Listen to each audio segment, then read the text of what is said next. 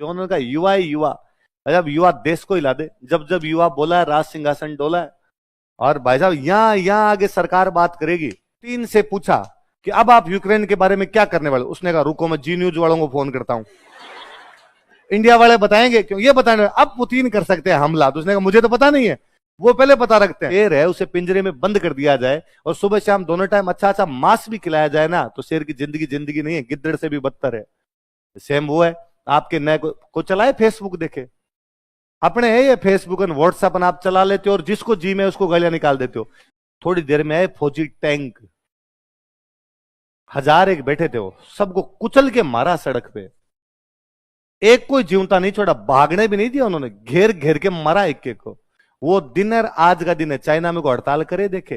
दिनों नया नया क्या हुआ था, 1905 में जापान ने रूस को हरा दिया था। किसको हरा दिया था?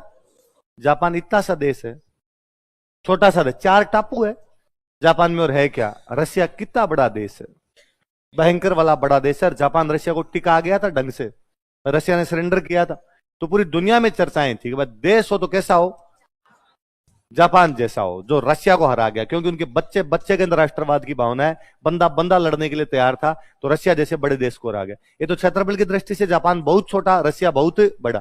फिर जापान के लोग होते ही छोटे छोटे है ना, एकदम छोटे छोटे से होते हैं, एकदम मीची मीची आंखें होती है, छोटे छोटे से। रशिया वाले डाकी होते हैं, मतलब लड़कियों की भी नॉर्मल हाइट मिलेगी 6, 5'11", 5'6", ये लड़कियों की नॉर्मल हाइट है, तो आदमी तो और डाकी है। और उनको ये जापान वाले कूट गए, मतलब जापान वाले को यूं उछल उछल के थप्पड़ मारने पड़े, उसके बावजूद जापान ने रशिया को कूट दिया था। तो वर्ल्ड हिस्ट्री का डायलॉग है कि जापानी बोनों ने, छोटे हाइट के हो गए बोने, जापानी बोनों ने रूसी भालू को हरा दिया था। कि रशिया वाले भालू जैसे होते हैं, उसके बावजूद उनको कौन हरा गए थे? जापानी बोने रूसी भालू को हरा गए थे, रूसी भालू को भी हराने में कामयाब रहे। तो ये तो जापान में राष्ट्रवाद की भावना। फिर दूसरा, जापानियों में स्वावलंबन की भावना है। किसकी भावना है?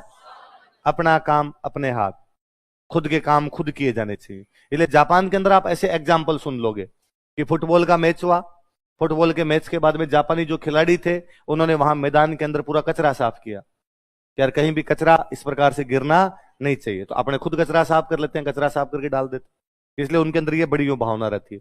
जापान की और बड़ी बात कि पंक्चुअलिटी, समय की पाबंदी।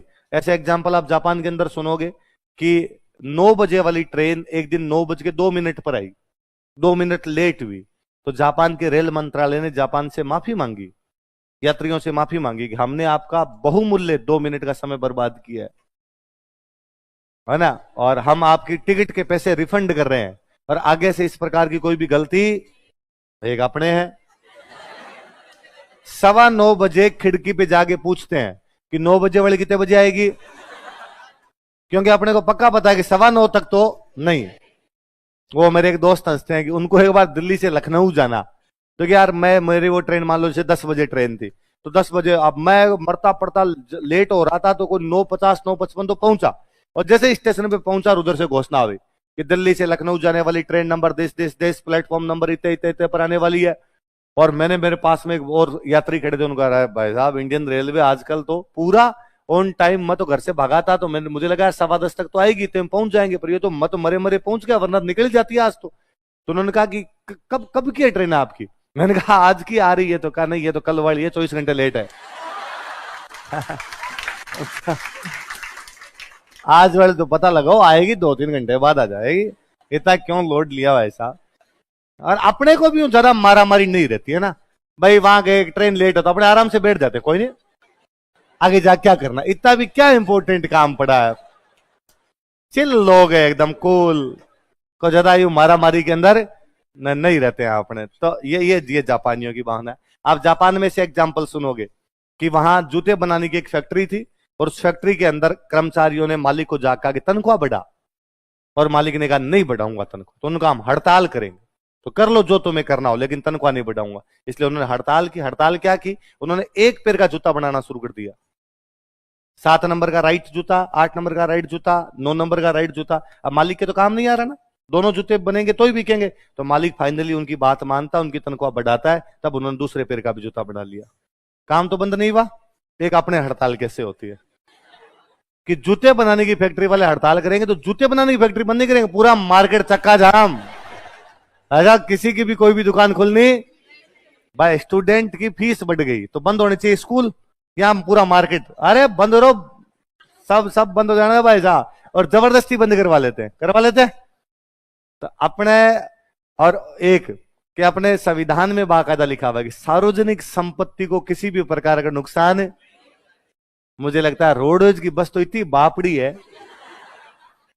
रोडवेज बस में आग लगाई, रोडवेज बस को फूंका, अपने चलते इस प्रकार के कांड कर जाते हैं ना। तो ये कोई भी देश अपने नागरिकों से महान बनता है। किसे महान बनता है? और हम इतने बेलखने लोग हैं कि अगले कई सालों तक और महान बनने की अपनी संभावनाएं नहीं है। वो 2018 के आसपास में हांगकांग ना, हांगकांग, मैंने बात बताई शायद पहले कभी, 2018 के आसपास में हांगकांग में चाइना के खिलाफ आंदोलन, 2019 की बात। हांगकांग क्या है, पहले इंग्लैंड के अधीन था, जैसे अपने थे वैसे हांगकांग भी इंग्लैंड के अधीन था। 1996, कब तक? 1996 तक अंग्रेजों का राज था हांगकांग पे। 1996 में अंग्रेज हांगकांग छोड़ के चले गए और चाइना को दे गए हांगकांग को लीज पे कि तुम रख लो, हमारा है पर तुम रख लो। पर वो कह के गए, साइन वगैरह करवा के गए कि भाई अगले 100 साल तक हांगकांग के अंदर शासन में किसी भी प्रकार का चेंज नहीं किया, क्योंकि चाइना में डेमोक्रेसी नहीं है। हांगकांग में अंग्रेज बेचारे थे तो अंग्रेज क्या देखे गए? डेमोक्रेसी। चाइना में चुनाव उनाव नहीं होते, कोई चुनाव नहीं है, एक पार्टी है बस, वो अपना कर लेगी, वो जिसको राष्ट्रपति बना देगी बना दे, चुपचाप बैठे रहो, हमारा काम रूल करना है, तुम केवल उसमें भाग लो, और तुम्हारा कोई भी काम है, सरकार ने जो ऑर्डर जारी कर दिया मानना ही पड़ेगा, झकमरा के मानना पड़ेगा, कोई हड़ताल वड़ताल नहीं है। चाइना में ये नहीं होती, हड़तालें नहीं होती। वहां एक बार की थी 1989 में, कॉलेज के जो स्टूडेंट थे उन्होंने हड़ताल कर दी।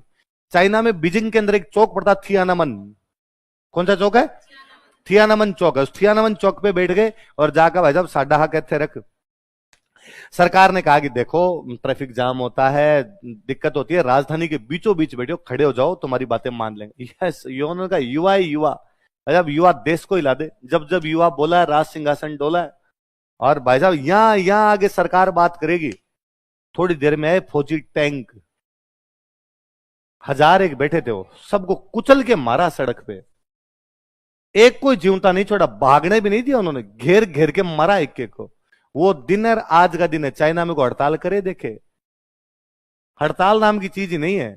तो मैं चाइना को तो हमेशा कहता हूं चाइना बंद डिब्बा है, इसलिए अपने को पता ही नहीं कि उनके अंदर क्या हो रहा है क्या नहीं हो रहा है। ये दिन चाइना इतना टूटेगा कि चाइना की समझ नहीं आएगा कितने टुकड़े हो गए, जैसे रशिया टूट गया था। जब भी आप किसी देश में इस प्रकार की चीजें लागू करोगे वो देश टूटेंगे। ये जो भी अमीरी दिखाई देती है कि चाइना विकास कर गया, इसको कोई विकास कहते हैं? एक किसी आदमी को आप पिंजरे में बंद, एक शेर है उसे पिंजरे में बंद कर दिया जाए और सुबह शाम दोनों टाइम अच्छा अच्छा मांस भी खिलाया जाए ना, तो शेर की जिंदगी नहीं है, गिद्दड़ से भी बदतर है। सेम वो है, आपके नए को चलाए फेसबुक देखे, अपने है ये फेसबुक और व्हाट्सएप आप चला लेते हो और जिसको जी में उसको गालियां निकाल देते हो। कि मुकेश अंबानी का जियो लेके मुकेश अंबानी को गालियां निकालनी, ये केवल अपने संभव हो सकता है, चाइना में है ही नहीं है, फेसबुक चलती नहीं है, इस प्रकार की कोई चीज ही नहीं होती वहां। तो चाइना ने हांगकांग, अब चाइना ने कहा कि हम हांगकांग को हमारे जैसा बनाएंगे। जैसे हांगकांग में चुनाव किस बात के, हांगकांग ने इस बात का विरोध किया, उनका नहीं भाई करेंगे। तो वहां कोई चाइना की फायरिंग में हांगकांग एक लड़का मर गया, तो हांगकांग में हड़ताल हो गई, हांगकांग के लोग प्रदर्शन कर रहे चाइना के खिलाफ, चाइना हाय है, चाइना हाय है। 2019 में उन दिनों हमें विदेश जाना, कहां जाएं, तो उससे पहले हम रशिया जाके आए थे, इस बार कहां जाएं तो हांगकांग चलते हैं। हांगकांग एकदम अंग्रेज जब इतने टाइम तक रह गए तो लंदन जैसा एकदम यूं अच्छा फील आता है आपको कि आप जैसे यूरोप के अंदर घूम रहे हो वैसा। तो दिलीप सर ने कहा तुम हांगकांग चले जाओ, और कोई 3-4-5 दिन की हमारी छुट्टियां थी, ज्यादा छुट्टियां भी नहीं थी। तो यार यहाँ पे जाकर जो नजदीकी पड़ता है 2-4 दिन में घूम के आ जाओगे। तो 2 देश पड़ते हैं, एक देश है मकाऊ, एक देश है हांगकांग, दोनों जुड़ुआ है। मकाऊ में पुर्तगालियों का रास्ता, हांगकांग के अंदर अंग्रेजों का रास्ता, 2 बड़े बड़े से शहर है, देश का नाम इतना ही है उनके। तो मकाऊ हांगकांग देख के आ जाओ। तो हम पहले दिन मकाऊ देख लिए, मकाऊ के बाद आगे हांगकांग। अब जैसे हम हांगकांग पहुंचे, इधर अपने अखबारों के अंदर आ रहा था हांगकांग में प्रदर्शन वे तेज, हांगकांग में चाइना के खिलाफ चल रहा है युद्ध। अब अपने अखबार में घर वालों ने अखबार पढ़ा, घर वालों ने फोन करके पूछा कि मंगतो कहां हो रहे तुम? मैं क्या, हम हांगकांग है, मरोगे उधर, गोलियां चल रही है, देश के काम आ जाओगे फालतू में, तुम्हारी लाशें कौन लाएगा वहां से, क्यों गए थे, और कोई जगह नहीं मिली तुम्हें, रक्षाबंधन पे लोग तो घर आते हैं, तुम मर रहे हो वहां जाके गोलियों में। कहां गोलियां, कहां चल रही? अखबार में हांगकांग में प्रदर्शन है, यहां कुछ ही नहीं है। अखबार में आ रखा, मूर्ख थोड़ी है, तुम फालतू ऐसे बातें करते हो। तो हमें लगा यार हो सकता है बाहर हो, अपने होटल के आसपास नहीं हो। तो दूसरे दिन जब हम घूमने गए तो वहां हमारे गाइड से और लोगों से हमने पूछा कि वो हड़ताल कहां चल रही है, हड़ताल। तो उन्होंने कहा वो तो आज थोड़ी है। तो सैटरडे संडे को होगी। क्यों? तो उस दिन छुट्टी होती है हमारी, तो सैटरडे संडे करेंगे हड़ताल। क्यों? अब क्यों नहीं करते? तो आज तो ऑफिस जाना होता है। तो आप ऑफिस बंद नहीं करवाते? हमारे तो चक्का जाम में सब कुछ बंद कर देते। ना ना ना ना, काम के टाइम काम, छुट्टी के टाइम में हड़ताल। तो हमें लगा सैटरडे संडे को इनके भयंकर वाली होगी। तो सैटरडे को हम मार्केट के अंदर घूम रहे थे, तो वहां एक कॉलेज का लड़का और वो चाइना मुर्दाबाद टाइप का एक वो बैनर लिया हुआ वहां पे खड़ा था। तो हम उसके पास चले गए, लड़का सा था, कॉलेज का लड़का था। हमने कहा भाई साहब, वी सपोर्ट हांगकांग, चाइना हाय हाय, उसके सामने नारे लगाए दो चार। और मैं हम तुम्हारे साथ है, क्या करना है, हम भी इस हड़ताल में भाग लेना चाहते हैं। तो उसने कहा कल पीछे पार्क है, पार्क में आ जाना, वहां पर अपने खड़े होके कई तरह नारे लगाएंगे। बस कोई ट्रेन की पटरियां, चक्का जाम,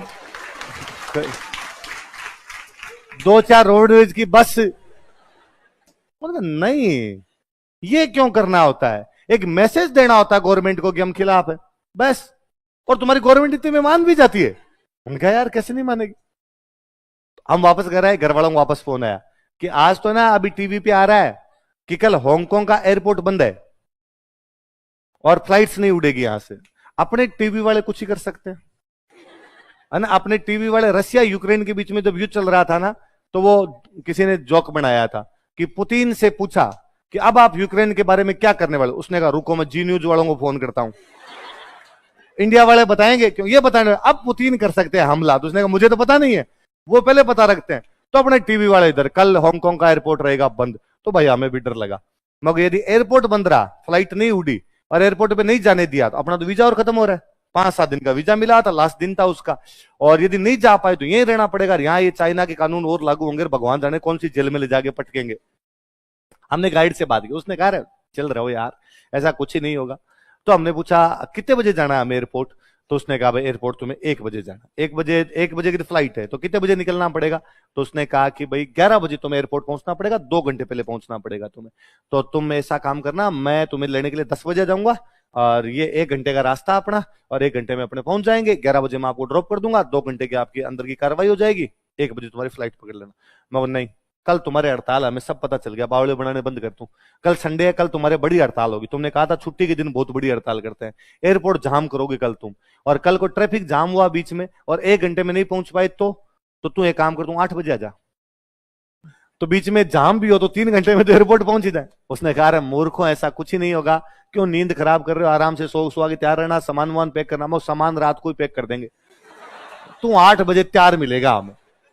अब गाइड को तो बेचारे को आना पड़ता है, वरना हम उसकी कंपनी में शिकायत कर दे तो अगली बार वो कंपनी उसको गाइड नहीं, वो देगी नहीं, यात्री नहीं देगी, भाई यहाँ से कोई जाएंगे नहीं टूरिस्ट उसके पास। तो उसने कहा ठीक है यार, पर मैं फिर भी कह रहा हूँ यार नहीं जाएगा, क्यों फालतू में कर रहे हो। मुन्ना 8 बजे इधर रुपए दिए भाई साहब, इधर मिलेगा। वो बेचारा आ गया। उनकी पंक्चुअलिटी इतनी रहती है, 8 बजे का मतलब 8, वो न तो 8:05 पे आते हैं ना 7:55 पे आते हैं। हम कई बार मजाक करते हैं, ये ना पीछे छुपे रहते हैं खंबे के, तो आ तो पहले जाते हैं, 8 बजे तक आ गया। यार इतना पंक्चुअल कैसे हो सकता है, 8 बजे आगे खड़े होते हैं यार। तो मैंने सब जगह देखा वीडियो, एकदम 8 का मतलब 8 बजे आगे खड़े होंगे, तो मैं पीछे कहीं खड़े हो जाते होंगे, फिर आके तो क्या मैं इधर तो और तो इनके क्या होता होगा।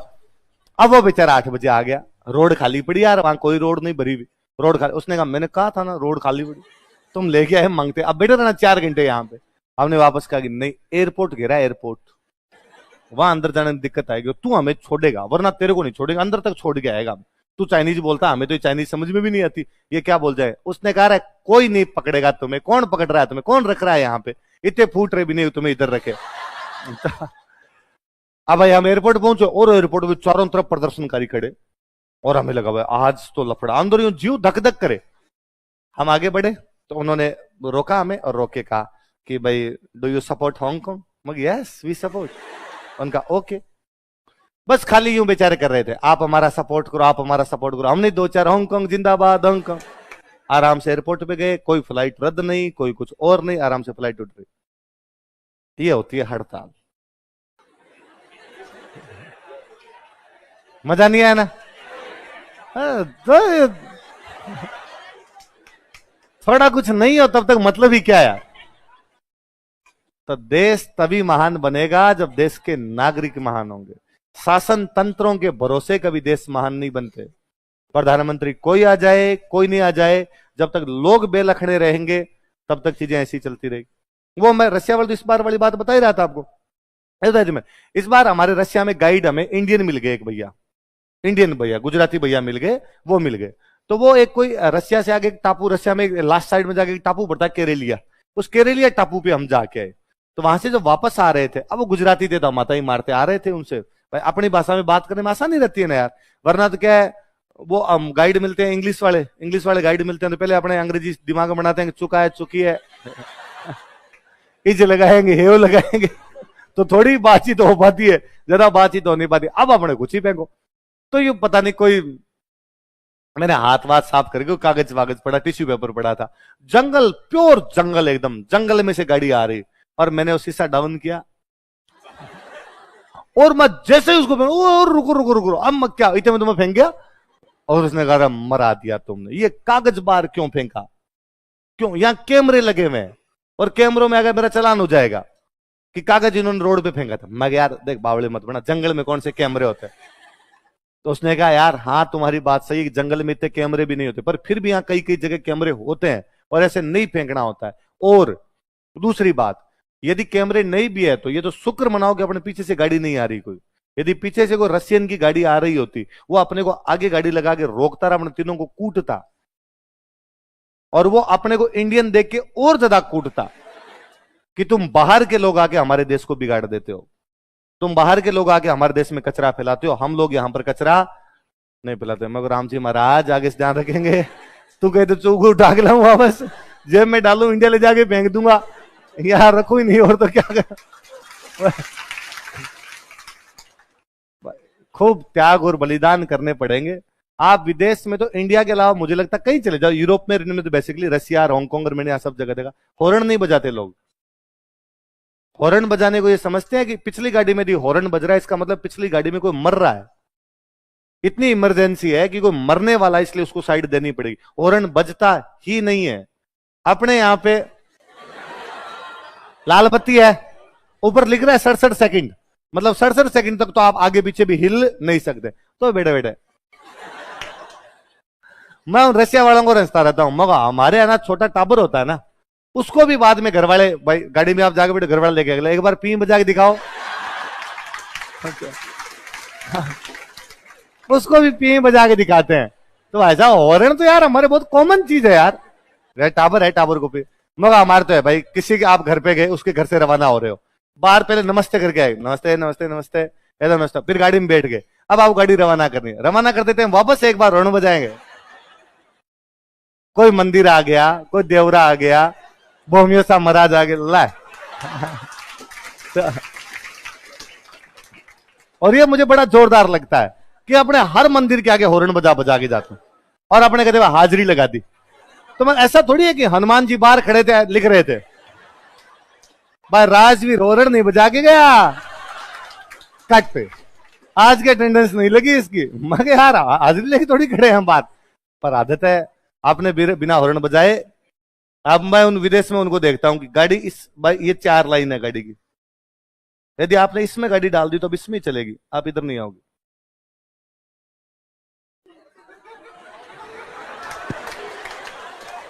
आपने नई गाड़ी लाए, अरे जाऊं जाऊं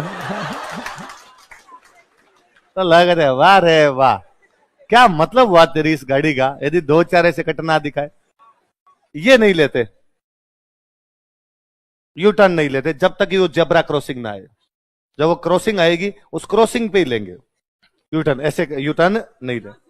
और कोई डिवाइडर नहीं, सबसे बड़ी बात है डिवाइडर नहीं, बीच में कोई डिवाइडर नहीं, उसके बावजूद यू टर्न नहीं लेते। मगर हमारे डिवाइडर होता है तो भी हम बाइक को उठा के लग खुदा दे इधर इधर लिया, इधर इतना लोड नहीं लेते, मैं वो समय बचाना होता है यार आगे। अच्छा, रोड रोड के बीच में सीधी लाइन है, फिर रोड के बीच में यूं लाइन है, कट कट।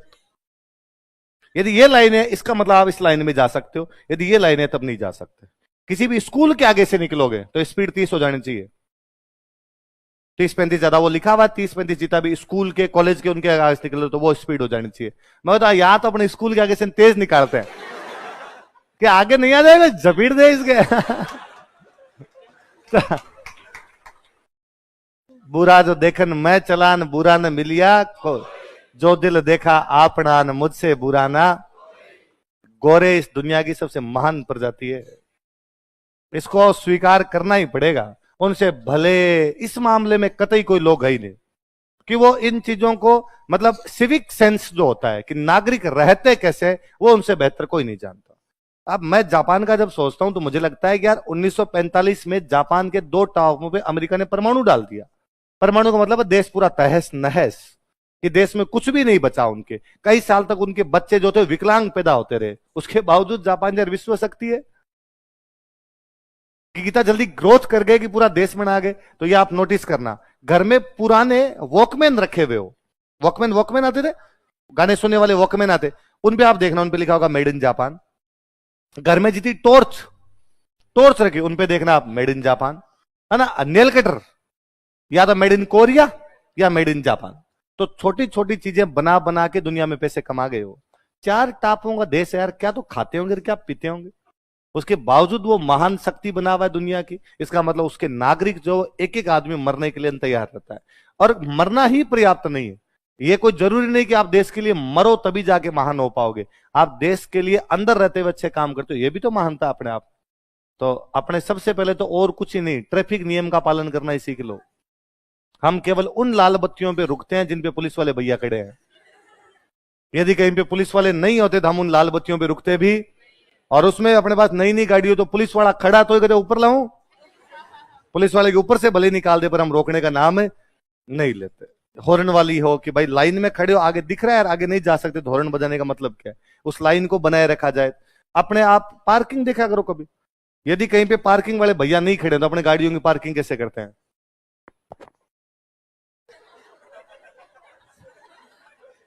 अब कोई इधर आ गया तो अब इसको निकाले कैसे, उसके खुद की नहीं समझ में आता, बेतरतीब किधर की किधर लगा देते हैं। पार्किंग वाले भैया खड़े हैं, अपने ये भी नहीं पता यार ये गाड़ी अब निकलेगी कैसे, अपने कहते मरा फूटे इसके, निकालेगा तब देखेगा, अपने इसके पीछे गाड़ी लगा दो। आई बात समझ में। तो अपने को कैसा देश बनना चाहिए, जापान कैसा देश बनना चाहिए, यूरोप में किसी जैसे बन जाओ जी, उन जैसे बन जाएंगे उस दिन देश अपने आप ही डेवलप कर जाएगा। वरना इतना बड़ा देश, इतनी बड़ी जनसंख्या, दुनिया पे राज करें भले, पर लखन आए नहीं, लखन नहीं आए तो चल रहा है जैसे तैसे करी। और कैसे चल रहा है ये देश अपने बड़ा, अपने को नहीं समझ में आ रहा, कितने बेलखने उसके बावजूद चल रहा है। होता ना कि अमेरिका का कोई एक आदमी था भगवान को नहीं मानता था, नास्तिक, नास्तिक समझ गए। वो इंडिया का दौरा करके जब जाने लगा तो उसने कहा भगवान है।